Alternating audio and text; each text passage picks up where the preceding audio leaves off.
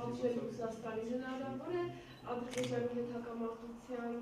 մեջ փորձի ավելի գերիշխող դիրք ունենալ։ Իսկ ինչ վերաբերում է Ռուսաստան եւ Արևմուտք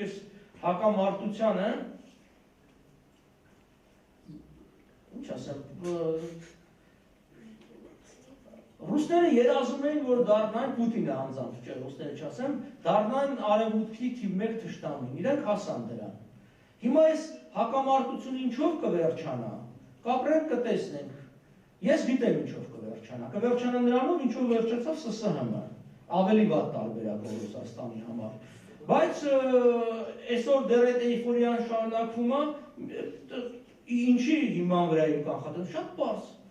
Ռուսաստանի բյուջեի 85%-ը նավթն ու գազն է, իսկ Ռուսաստանը նստած է 2 խողովակի վրա, 2 խողովակներ նստած են նավթ ու գազի վրա, այդ է։ $96 հաշվարկված է բյուջե, այսօր նավթի գինը արդեն $80 է, արդեն այսօր արդեն հսկայական փող է կորցնում։ Նավթի ինքնարժեքը Ռուսաստանում արդյունանում է $76 է, բավական է նավթի գինը ընկնի $75, մինչև Ռուսաստանում արդեն նավթի արդյունանումը դառնում է վնասաբեր։ Այսօր օրինակ առավոտյան մի մեծ հաղորդում կա ռուսական հեռուստատեսություն, այսպես ասում էր, որ Կարսկը մորը ինչ-որ շատ բան են գտել, նավթ են գտել, ճիշտ ասում։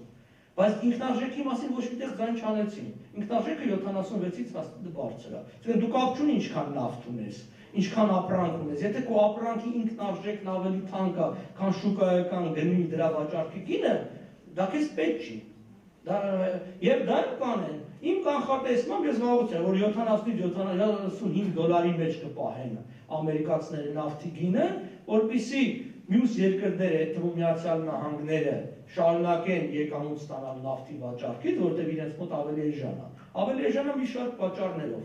Հատկապես բնակլիմայական, որտեղ ռուսները Սիբիր, Սառուցյալ օվկիանոս եւ այլն, տարբեր իսկ երբ որ դու մեքսիկական ծոցում ես նավթանում ուրիշ կա, մյուս կողմից նաև այդ ավելորդ ծախսերը, որը ուռճացված ապարատը եւ կաշառակերությունը կա այդ ոլորտում, նորից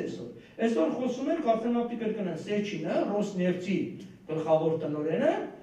Պուտինի մանկության ընկերը, եւ պետությունից $45 միլիարդ վարկ են ուզում։ Հասկանում եք, աբսուրդ է։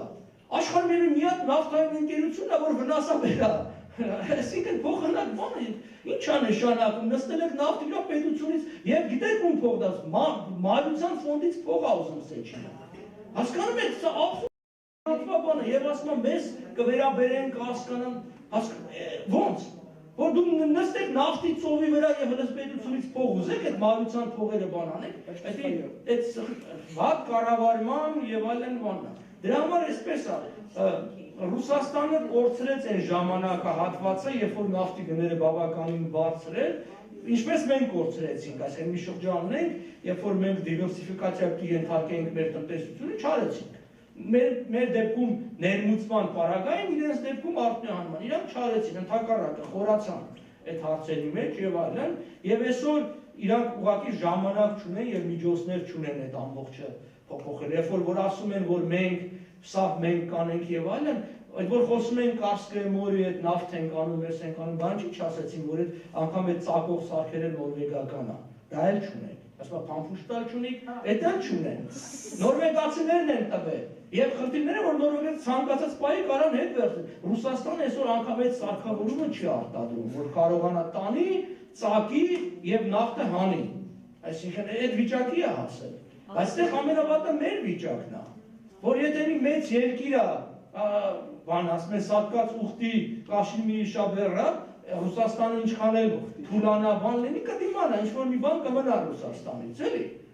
Բայց Հայաստանը ինչ պետք է լինի։ Մենք հայտնվել ենք հարվածների տակ։ Բոլորը խորապես զարմացած են, ասում են ինչի ամերիկացիները խստացել են 10 անգամ կրճատել են վիզաների տալը Հայաստանի քաղաքացիներին։ Այս մի անսվա գործ է։ Բա ինչ ենք ուզում։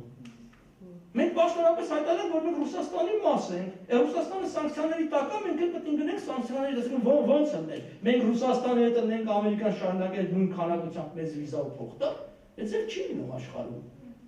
Շատ բնական ընթացք է, հիմա երկու փղեր կռիվ են անում իրար հետ, մենք արանքն ենք մնացել։ Մենք արանքն ենք մնացել, մենք ամենաուժեղ կողմը դիմել ցավոք սրտի։ Իսկ Ադրբեջանը շարունակում է։ Ադրբեջանը լավ Ադրբեջանը տեսեք, Ադրբեջանը ունի նավթ եւ իր հիմնական փողը դրանից է գալիս։ Ադրբեջանը մեծապես կտուժի այս նավթի գների անկումից եւ իրանք արդեն հայտնվել են բավականին ցայտնական վիճակի մոտ, իրանց մոտ ընդհանրապես $100 էր հաշվարկված բյուջե։ Այսինքն իրենք լավ տակ են տալու։ Իրանք մոտավորապես կուտակված ունեն մի $26 միլիարդ փող այդ սոկարի ֆոնդում։ Մեր համար դա մեծ փող, հա, որտեղ մենք ունենք 4.5 միլիարդ պարկ, իրանք 26 միլիարդ պրոֆիցիտ։ Բայց այդ 26 միլիարդը իրենք բավականին արագ կծախսեն։ Այսինքն իրանք եթե նավթի գները մնան այս գնի վրա, Ադրբեջանն էլ լավ օրեր չեն սպասվում։ Սրա մեջ երկու պահ կա։ Մի կողմից մեզ համար լավ է, որ Ադրբեջանը կթուլանա։ Մյուս կողմից կարող է պատերազմի վտանգը մեծացնի, որովհետև Ադրբեջանը զգալով, որ սա ուսուցած իր վերջի շանսն է, նաև ցանկացած իշխանություն պատերազմով շեղելու ներքին իրավիճակի բարդացումը կարող է սկսի պատերազմ, բայց չգիտեմ, անգամ ես չեմ կարող, ինչքան էլ ցինիկ հնչի իմ ասածը, ես չեմ կարող հիմա ասել արդյոք մեզ համար խաղաղությունն է լավ, թե պատերազմը։ Հասկանում եք, դա մի քիչ բարդ հարց է, պետք է բոլոր բաներ, որովհետև միգուցե այս հասարակության այս երկրին պետք է պատերազմ ցնցվելու համար, չգիտեմ ինչ-որ ուշքի գալու համար, ստացվելու համար, չգիտեմ, բայց ուղղակի հազարավոր երիտասարդները, որ պետք է զոհվեն, այդ է մեր, հասկանում, որովհետև պատերազմը ի վերջո դա տառապանք է, դա արյուն է, դա վիրավորներ են, դրանք զոհեր են։ Լավ պատերազմը Այո, բայց սենց էլ մի ուրիշ գործընթաց է գնում, սենց էլ գնում է երկրի քայլ առ քայլ, կաթիլ առ կաթիլ առնական լինել